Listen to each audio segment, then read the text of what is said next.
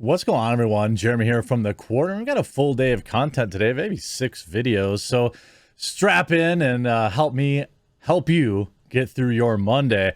Now, on Saturday, I uploaded a video. There was a late report, seemingly last minute, that Joe Rogan would not be commentating that weekend's UFC 271, according to, the statements made by people that there was a scheduling conflict, except there wasn't a scheduling conflict. That is, at least according to Dana White. And CNN published probably the most insane headline maybe ever about Joe Rogan. The media's obsession with him proves that he's essentially their new Trump. They know that printing endless lies about the man is irrelevant. As long as they put his name in a headline behind something insane, they're going to get clicks. And to me, it's hilarious because most of the new media, YouTube and people on Twitter, are just crushing it, absolutely debunking these lies, while they whinge and try to reach and try to keep their precious business model alive for just one more day. Before we get in all that, a huge shout out to this video sponsor, Raid. Huge shout out to this video sponsor. It's your boy, Raid Shadow Legends. Look, if you've been watching my channel for a while, you know that I grew up playing Magic the Gathering, collecting Pokemon cards, and really very few things have ever been able to scratch that itch for me anymore. Well, that is until Raid Shadow Legends, where they have 600 different champions to collect, upgrade, endless artifacts to find, and billions of different teams to try out. Well, I'm going to talk about some of my favorite champions. Deacon Armstrong is a spirit of affinity epic from the Sacred Order. Deacon has great base stats and is capable of increasing your turn meter, decreasing the enemy's turn meter, and dropping the enemy defense all in one set of moves. Claude Beastfeeder is a magic affinity epic from the Ogren tribes. Claude is a fairly rare skill in Raid to increase the team's accuracy and speed at the very same time. Burunjiri the Shadowkin has a powerful passive. He will heal himself for 50% of his max HP whenever any ally or enemy dies. This makes him very difficult to defeat. What I like about the game, quite frankly, is looking through the best possible combinations of teams and jumping into PvP whenever I have extra time. Raid's got a ton happening this month with a fresh rotation of the brutal Hydra boss and tons of events and tournaments every single day, including some special Valentine's Day events where you can get your hands on a brand new legendary champion. There's seriously never been a better time to get started, and if you use my link or scan the QR code, new players will get a free starter pack worth almost $30 to help kickstart your game. We're talking a free champion, Tyrell, 200,000 silver, 1 XP boost, 1 energy refill, and 1 ancient shard, so you can summon an awesome champion as soon as you get into the game. Of course, you'll find rewards here in your inbox for the next 30 days only. Once you're in, you can find me in-game under Colt's Dad, and if you're fast, you can join my clan. I'm looking forward to you giving the game a try. There's always something new to do in Raid every single day. You can hop in and hop out as you have time, so give it a try, support the channel, and have some fun. Now let's start with the interesting little bit of controversy about his missing UFC 271. Joe Rogan skipped UFC 271 on Saturday night, but the head of the mixed martial arts organization said that the controversial podcaster's own choice was his own choice. Now, what's interesting about this is there was a lot of speculation on Friday and Saturday that this may have been driven by the folks over at Disney and ESPN, given where it would air. And now Dana White is saying that it was his own choice. And this is a pretty big deal for Joe Rogan not to address. I mean, it was Friday, Saturday, Sunday, and now we're Monday at 12:30 in the afternoon. And I keep checking his Instagram and Twitter to see if he posts anything about it. And there's nothing here. In this video he posted about the struggle or something like that. I don't know exactly when it was posted. 13 hours ago. So this is like almost like a subtweet, isn't it? He posts this video talking about, it's, I don't know, it looks like a very interesting fellow, somebody probably worth having on the podcast, who talks about your whole life is happening, memory, present, imagination. This is your life. We call them the Trikala, it's the three phases of your life, three dimensions of time. All of your experience of life is happening here. But if you lose distinction, what is present, what is future, and what is past, then everything hurts. And I'll just play this because it's the last half of it here. Not everybody terrible things have happened. Unfortunately, for a few people they have happened. But the rest of the people are simply suffering something, isn't it? Because it's fashionable to suffer. People think if they're suffering, they are very intellectual, they're very profound.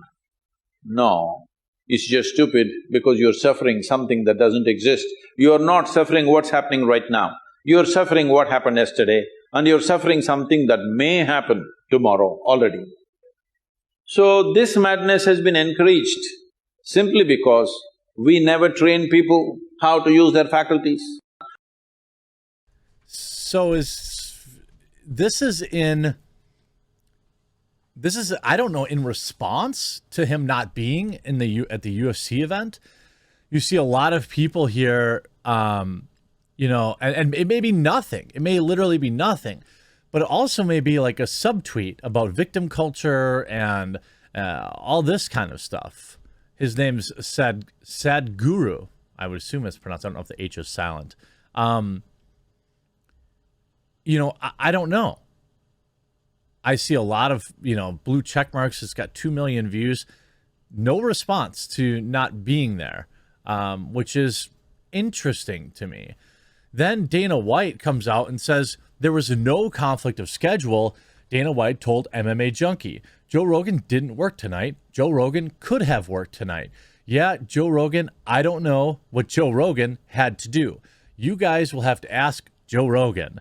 But there was no Joe Rogan couldn't work or anything like that. I know that came out. That's total BS. Throughout the event, chants of free Joe Rogan filled the Toyota Center. Cage-side commentators John Anik, Michael Bisping, and Daniel Cormier called the action instead of the comedian and podcast host. Rogan typically only calls domestic pay-per-view events for the promotion. The next UFC pay-per-view event in the United States takes place on March 5th at T-Mobile Arena in Las Vegas. Wherever he's going to work again, he'll be working. Whenever he's going to work again, he'll be working, Dana White said of Rogan's future. Rogan encountered multiple controversies in the past couple weeks. I don't know. It's weird that he kind of just didn't show up. I mean, you would think that if there was a true scheduling conflict, Dana White wouldn't be so vehemently denying that. I almost wonder if he's like, he got some pushback from Disney or he got some pushback from somebody and he was like, it's just not worth it. But Dana White said, hey, don't worry about it. Come work anyway. Maybe that was the situation. It's difficult to know. This on top of CNN having a hilarious meltdown. You see, CNN changed the headline. Here's their original headline. Why shrugging off Joe Rogan's N-word use is so dangerous. Okay. And then Joe Rogan's use of the N-word is another January 6th moment. What? What? Like, literally what? It doesn't even make any sense. CNN changes the headline after comparing Joe Rogan's naughty language to January 6th and another big H.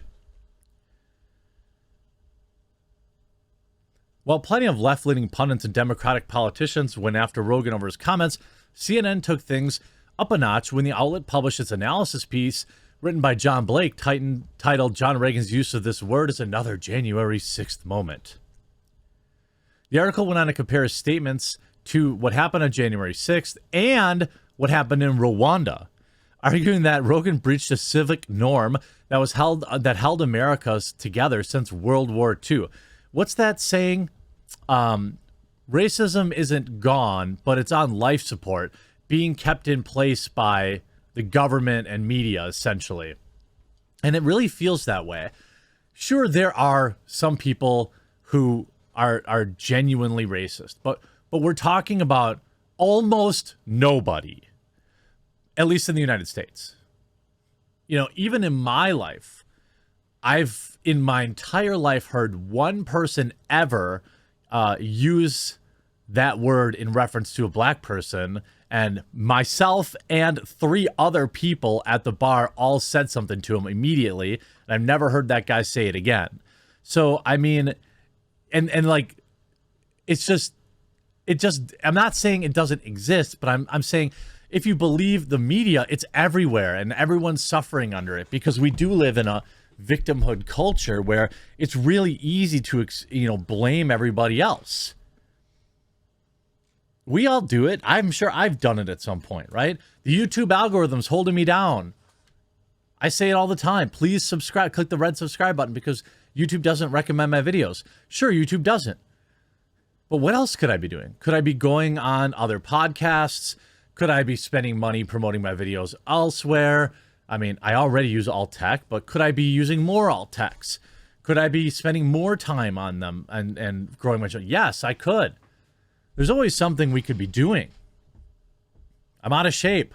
Oh, I don't have time because I'm working all the time. Well, I could just get up an hour earlier and get up on the Bowflex, get to work.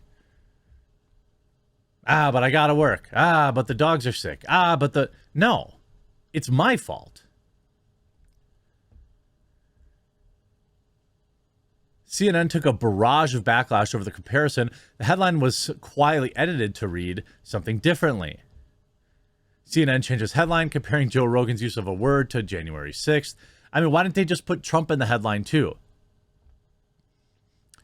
Joe Conca, Fox News contributor and media political columnist at The Hill, The Hill, called CNN's original headline "Craptastic Headline of the Month," arguing that Sunday morning broadcast of Fox and Friends that goes after attacks like that were unlikely to damage Rogan in the least. They tried to crush Rush Limbaugh. They tried to crush Howard Stern. And when Howard Stern was Howard Stern, he became bigger as a result of the FCC getting involved or the media trying to take him down.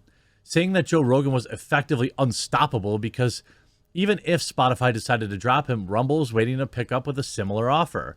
Keep going with the news headlines. You've only helping him, and no one is buying it, he concluded. CNN gets 500,000 viewers a day, maybe on average. And Joe Rogan's averaging 11 million. I think that's 20 times the audience or so. That's all you need to know about the medium and where it's going.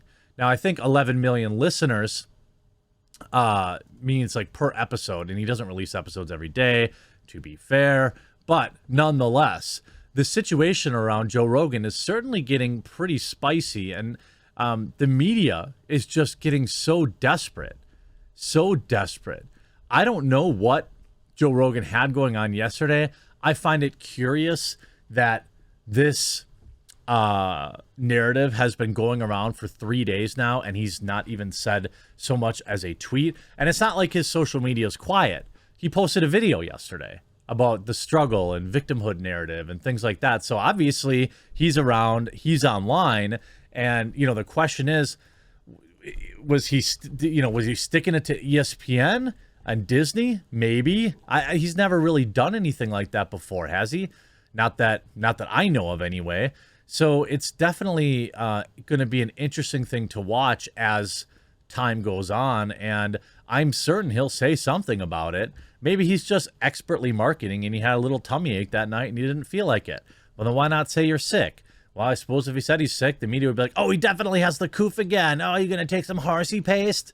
I don't know, but it's been a wild ride that I'll continue to cover here on The Quartering. I hope you enjoyed this video. We'll talk to you again real soon.